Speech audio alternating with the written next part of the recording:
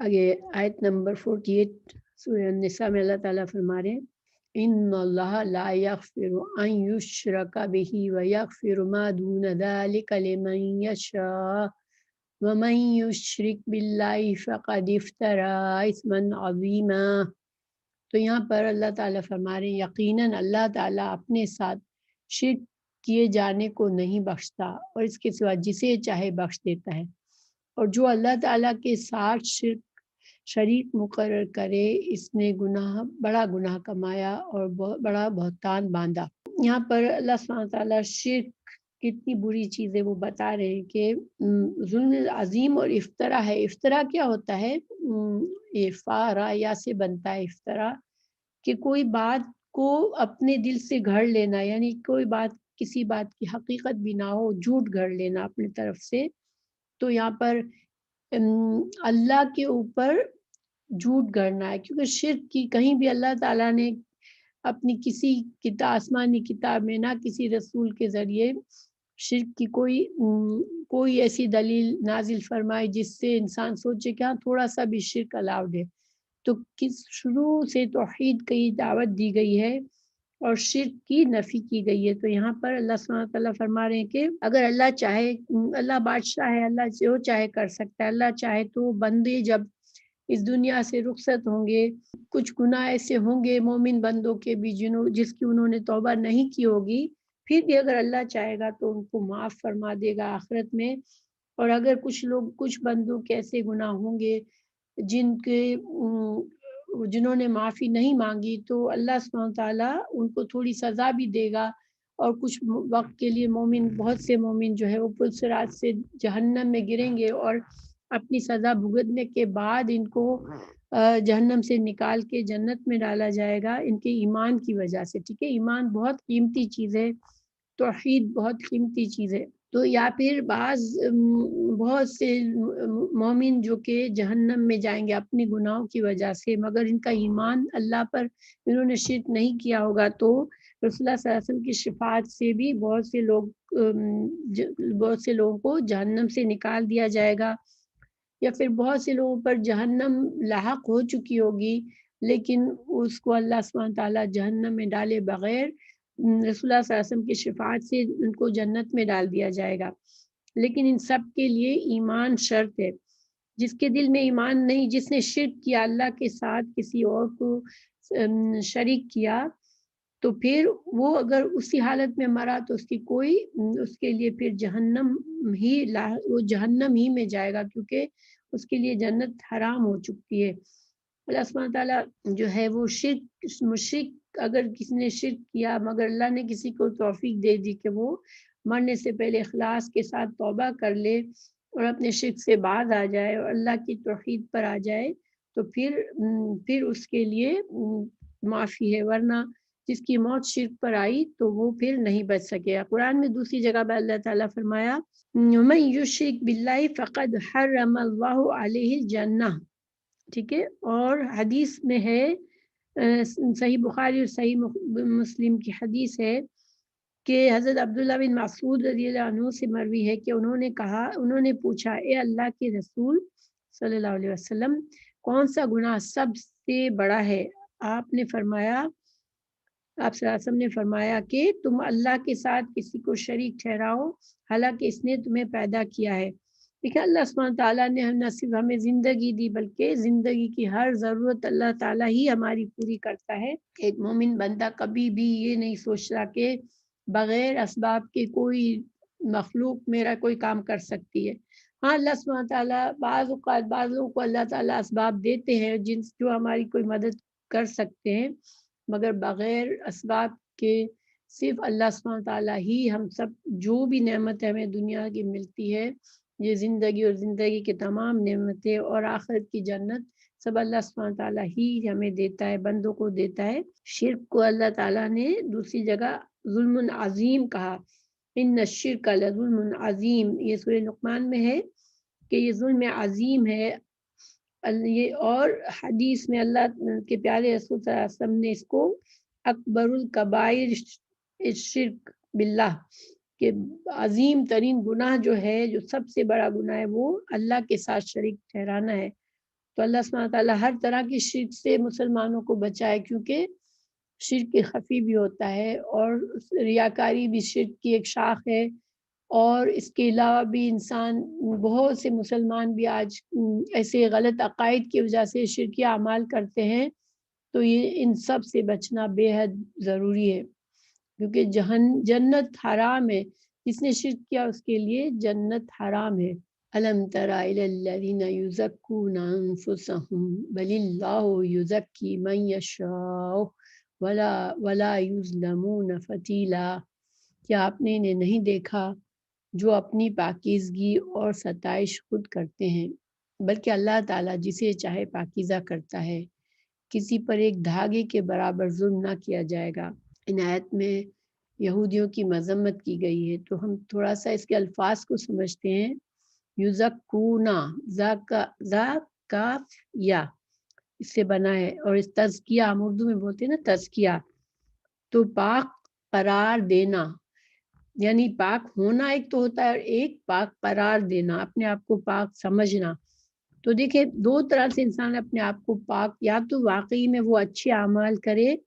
اور اپنی اصلاح کرے، قرآن و حدیث کی روشنی میں اپنی اصلاح کرتا جائے، اپنی برائیوں کو دور کرتا جائے، اس کو تزکیہ کہتے ہیں، ٹھیک ہے، کہ محنت اور کوشش سے انسان اپنے آپ کو گناہوں سے اور برے اخلاق سے پاک کرتا ہے، اور یہ بہت ہی پسندیدہ ہے ہمارے دین میں۔ لیکن آپ اللہ تعالیٰ نے قرآن میں فرمایا قد افلح من تزکا، یہ سورہ اعلیٰ کی آیت نمبر 14 میں اللہ تعالیٰ نے فرمایا کہ جس نے تزکیہ نفس کیا وہ فلاح پا گیا۔ لیکن اسی طرح دوسری جگہ فرمایا سورہ نجم میں آیت نمبر 22 میں لا تزکوا انفسکم، کہ تم اپنے آپ کو پاک نہ ٹھہراؤ۔ تو یعنی کہ دونوں چیزیں، دونوں طرح کا تزکیے کا قرآن میں ذکر ہے، ایک کو اللہ تعالیٰ نے پسند فرمایا اور اس کے لیے اچھا اجر بتایا، اس سے فلاح کی خوشخبری سنائی کہ وہ کامیاب ہو جائے گا، اور لیکن دوسری طرح کا جو اپنے آپ کو بڑی بڑی باتیں کر کے اپنے آپ کو بہتر ثابت کرنا، بڑا اپنی تعریفیں خود کرنا، یہ سخت ناپسندیدہ ہے، اور اس سے اللہ سبحانہ تعالیٰ ناپسند فرماتا ہے، اور بندوں میں بھی ظاہری باتیں ایسے لوگوں کی کو پسند نہیں کیا جاتا، کچھ ہی عرصے میں پتہ چل جاتا ہے کہ یہ ہر وقت اپنی بڑی باتیں کرتے رہتے ہیں۔ اور فتیلہ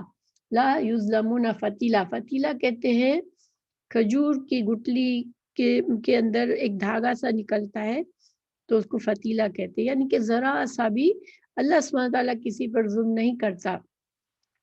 تو اس آیت میں ایک یہودیوں کے بارے کی مذمت کس طرح کی گئی کہ یہودیوں میں یہ عادت تھی کہ وہ یا تو اپنے یہ کہتے تھے ہم اللہ کے پیارے اور اللہ کے بیٹوں میں سے، یعنی کہ ہماری جو نسل ہے وہ اللہ کے پیارے بندوں میں سے ہے، تو ہم اللہ کے بیٹے اور اس کے پیارے ہیں، اللہ کے چنے ہوئے بندے وہ خود کو کہتے تھے۔ اور سورہ بقرہ میں ہی ہم نے پڑھا کہ وہ انہوں نے کہا کہ جنت میں یہود اور نصارہ کے علاوہ دوسرے لوگ داخل نہیں ہوں گے، اور ان کا یہ بھی کہنا تھا، یہ بھی سورہ بقرہ میں ہی پڑھا ہم نے کہ ہمارے لیے تو جنت ہے، بس اگر جہنم بہت زیادہ اگر ہمیں ملی بھی تو صرف چند دنوں کے لیے ہمیں جہنم میں ڈالا جائے گا، پھر ہم جنت میں جائیں گے۔ تو یہ ساری باتیں جو وہ اپنی خود ساختہ باتیں تھی، ان باتوں کی ان دعووں کی کوئی دلیل نہیں تھی ان کے پاس۔ اللہ سبحانہ تعالیٰ نے ان کی مذمت فرمائی۔ تو ایمان اور عمل صالح کی توفیق اگر کسی کو اللہ دیتا ہے اور وہ شخص اپنی پوری کوشش اور اجتہاد جہاد کرتا ہے، اپنے نفس کے ساتھ جہاد کر کے اور کوشش کرتا ہے اور ایمان اور علم حاصل کرتا ہے کہ کس طرح سے وہ اپنے آپ کو پاک صاف کرے گناہوں سے، یہ سارے کام کرنے کے بعد انسان جب اپنا تزکیہ کرتا ہے تو وہ پسندیدہ ترین ہے، اور اس کا یہ ہم سب کو کرنے کی ضرورت ہے اللہ کی جنت کمانے کے لیے۔ کسی اور کی بھی بہت زیادہ تعریف کرنا ہے، یہ اس کے سامنے کسی کی تعریف کرنا بھی ناپسندیدہ ہے کہ کسی شخص کو اس کے سامنے ہی بہت اچھا کہا جائے۔ بخاری میں ابو موسیٰ اشعری کی رضی اللہ عنہ کی حدیث ہے کہ رسول اللہ صلی اللہ علیہ وسلم نے فرمایا ایک آدمی کو کسی کی بہت زیادہ تعریف کرتے سنا۔ آپ صلی اللہ علیہ وسلم نے سنا کہ کوئی ایک آدمی کسی دوسرے آدمی کو سامنے اس کی تعریف کر رہا تھا، آپ نے فرمایا تم نے اس آدمی کی کمر ہی توڑ دی۔ یعنی اس طرح سے کسی کی تعریف کرنا اس کے سامنے اس کے اندر ریاکاری پیدا کر سکتا ہے، اس لیے یہ فائدہ مند نہیں ہے کہ انسان اس طرح سے کرے۔ ہاں، کسی کی غیر موجودگی میں اچھی بات کرنا پسندیدہ ہے، مگر اس کے سامنے اس کی بہت زیادہ بڑائی کرنا ایک طرح سے چاپلوسی بھی ہوتی ہے، کہ ہو سکتا ہے انسان مبالغہ کر رہا ہے کہ اس سے کچھ حاصل کرنا چاہ رہا ہے، اور اس بندے کے اندر بھی ریاکاری پیدا ہوتی ہے۔ اور ویسے اخلاقی طور پر بھی یہ ایک بری بیماری ہے، جب انسان کے اندر یہ بیماری ہوتی ہے کہ مجھے سب اچھا سمجھے تو وہ اپنے عمل کو چھوڑ دیتا ہے، اور وہ بس بڑی بڑی باتیں گھڑتا رہتا ہے، اور جہاں ہوتا ہے وہ اپنی اپنی زبان چلاتا رہتا ہے، اپنی خوبیاں بتاتا رہتا ہے۔ تو یہ اس سے انسان کو بچنا چاہیے، کیونکہ پھر انسان کے اندر وہ صلاحیت بھی باقی نہیں رہتی کہ وہ اپنی خامیوں کو دیکھے اور اپنی اصلاح کرے۔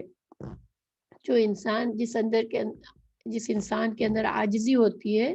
وہ اپنی غلطیوں کو دیکھتا رہتا ہے اور اپنی اصلاح کرتا رہتا ہے، اور اسی سے فائدہ ہے۔ انظر کیف یفترون علی اللہ الکذب وکفی باللہ اثما مبینا۔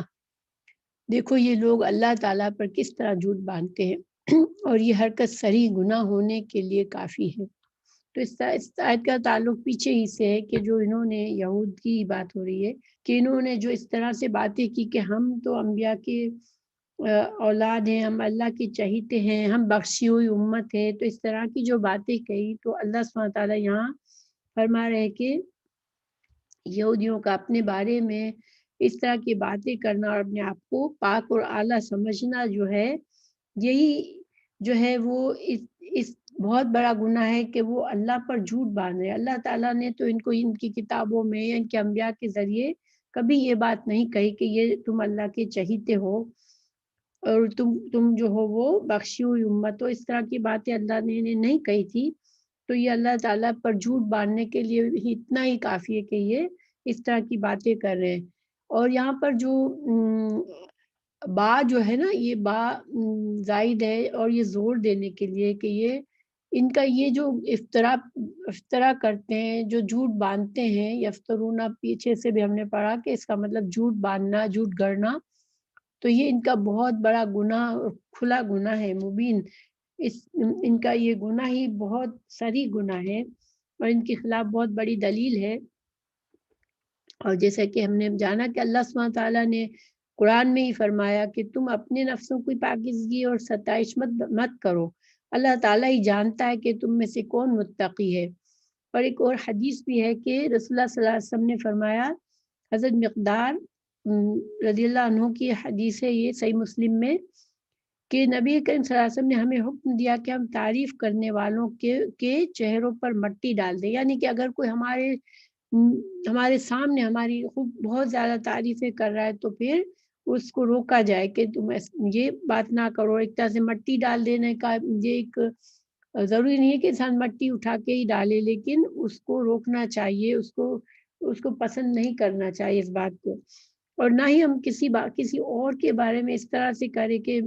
یہ آدمی تو بہت زیادہ نیک ہے، وہ تو جنتی آدمی ہے۔ خاص طور سے جنت کے لیے بعض لوگوں کو ہم دیکھتے ہیں کہ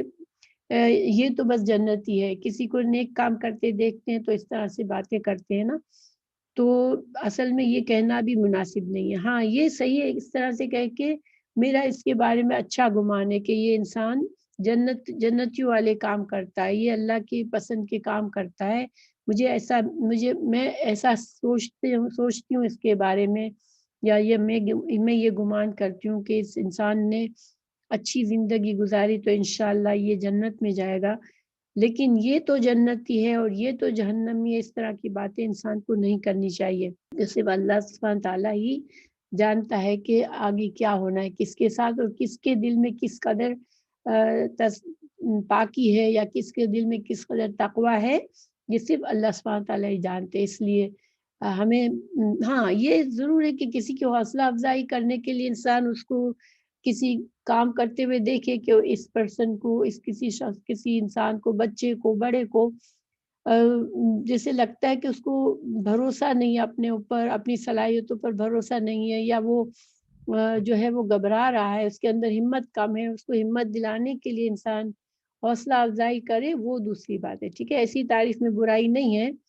مگر جہاں ایسا ہو کہ ایسی تعریف جس سے سامنے والے کو اندر تکبر آ سکتا ہے تو اس سے انسان کو بچنا چاہیے، کیونکہ تکبر جو ہے وہ بہت ہی بری چیز ہے۔ الم تری الی الذین اوتوا نصیبا من الکتاب یؤمنون بالجبت والطاغوت ویقولون للذین کفروا هؤلاء اہدی من الذین آمنوا سبیلا۔ کیا آپ نے انہیں نہیں دیکھا جنہیں کتاب کا کچھ حصہ ملا تو جو بت کا اور باطل معبود کا اعتقاد رکھتے ہیں اور کافروں کے حق میں کہتے ہیں کہ یہ لوگ ایمان والوں سے زیادہ راہ راست پر ہیں۔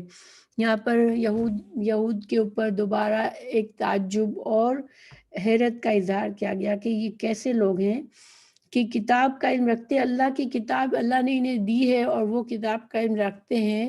لیکن اس کے باوجود ان کا ایمان کتنا کمزور ہے کہ وہ جبت اور طاغوت کا یقین رکھتے ہیں۔ تو جبت کیا ہوتا ہے؟ جادوگر کو بھی جبت کہتے ہیں اور بت کو بھی کہا جاتا ہے طاغوت وہ جنس مراد ہے جس کی اللہ تعالیٰ کے سوا پوجا کی جائے، اس کو طاغوت کہتے ہیں، خواہ وہ بت ہو یا آدمی ہو یا جن ہو۔ شیطان کو بھی طاغوت کہا گیا ہے کیونکہ وہ حق سے روکنے والا ہے، لوگوں کو اللہ سے دور کرنے والا ہے، اور انسان بھی جب سرکشی پر آتا ہے تو طاغوت بن جاتا ہے۔ اللہ تعالیٰ نے فرمایا ان الانسان لیطغی، بے شک انسان سرکش ہو جاتا ہے۔ تو سرکشی اللہ کے مقابلے میں سرکشی کرنا یہ طاغوتی عمل ہے، طاغوت ہے۔ تو یہود نے پھر یہ جو ہے یہود کی کیا ایک اور جو بڑا جرم تھا، جو خرابی تھی، وہ مشرکین کو خوش کرنے کے لیے کہتے تھے کہ مسلمانوں سے بہتر تو تمہارا دین ہے، تم ان سے بہتر ہو، تم ان سے زیادہ صحیح راستے پر ہو۔ تو گویا کہ اس طرح سے وہ بت پرستی کو اللہ کی توحید پر زیادہ کر رہے تھے، اس کی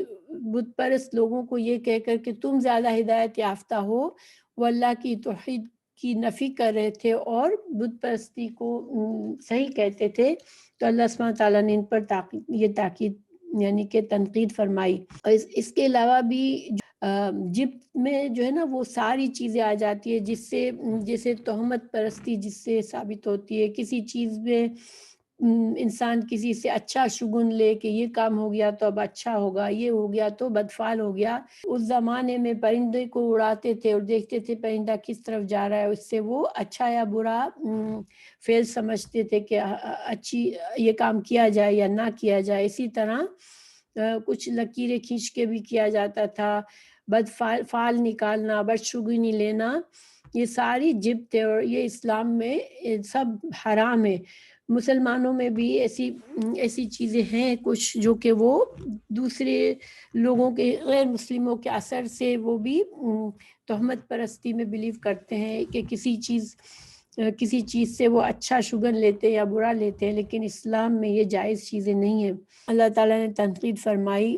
اور یہ چاہے وہ بلیو کرتے تھے بتوں میں یا نہیں، لیکن اس طرح سے ان کا زبان سے کہنا مشرکین سے کہ تمہارا جو مذہب وہ اسلام سے بہتر ہے، تو یہ اسی وجہ سے اللہ تعالیٰ نے ان پر تنقید فرمائی۔ اولئک الذین لعنہم اللہ ومن یلعن اللہ فلن تجد له نصیرا، یہی وہ لوگ ہیں جنہیں اللہ تعالیٰ نے لعنت کی ہے اور جسے اللہ تعالیٰ لعنت کر دے تو اس کا کوئی مددگار نہ پائے گا۔ تو اللہ کی طرف سے لعنت ہونا یعنی کہ اللہ کی رحمت سے دور ہو جانا، اب ایسے لوگوں کو پھر ہدایت نہیں ملتی اور ان کا انجام اب جہنم ہی ہوتا ہے۔ تو اللہ تعالیٰ نے ان جرائم کی وجہ سے کہ انہوں نے صرف دنیا کے فائدے کے لیے مشرکین کو اپنے ساتھ ملانے کے لیے تاکہ مسلمانوں کو تکلیف دے اور رسول اللہ صلی اللہ علیہ وسلم کے دین کو روکے، انہوں نے اس طرح کی باتیں کی کہ تمہارا دین مسلمانوں کے دین سے بہتر ہے، اور اللہ سبحانہ تعالیٰ نے ان کی اس بات کو سخت ناپسند فرمایا اور ان پر لعنت کی۔ اور یہ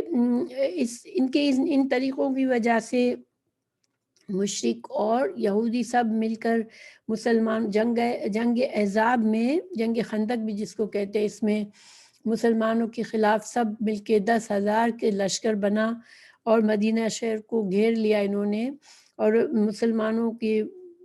تعداد 2,000 یا 3,000 زیادہ سے زیادہ اتنی ہوگی، اور اس میں مسلمانوں کو آ کر گھیرا انہوں نے، مگر اللہ تعالیٰ نے مدد فرمائی۔ ایسے میں جنگ خندق کو کھودا گیا مدینہ کے ارد گرد، حضرت سلمان فارسی کے مشورے پر خندق کھودی گئی اور اس سے دفاع کیا گیا، مسلمانوں نے دفاع کیا اپنا، اور اس خندق کے پار مشرک نہ جا سکے، اور اللہ سبحانہ تعالیٰ نے آندھی کے ذریعے مشرکین کے لشکر کو منتشر کر دیا، اللہ نے مسلمانوں کی مدد فرمائی، لیکن انہوں نے اپنی اس حرکت سے اپنے لیے آخرت کا اور دنیا کا بہت بڑا نقصان کیا کہ اللہ کی لعنت کمائی انہوں نے۔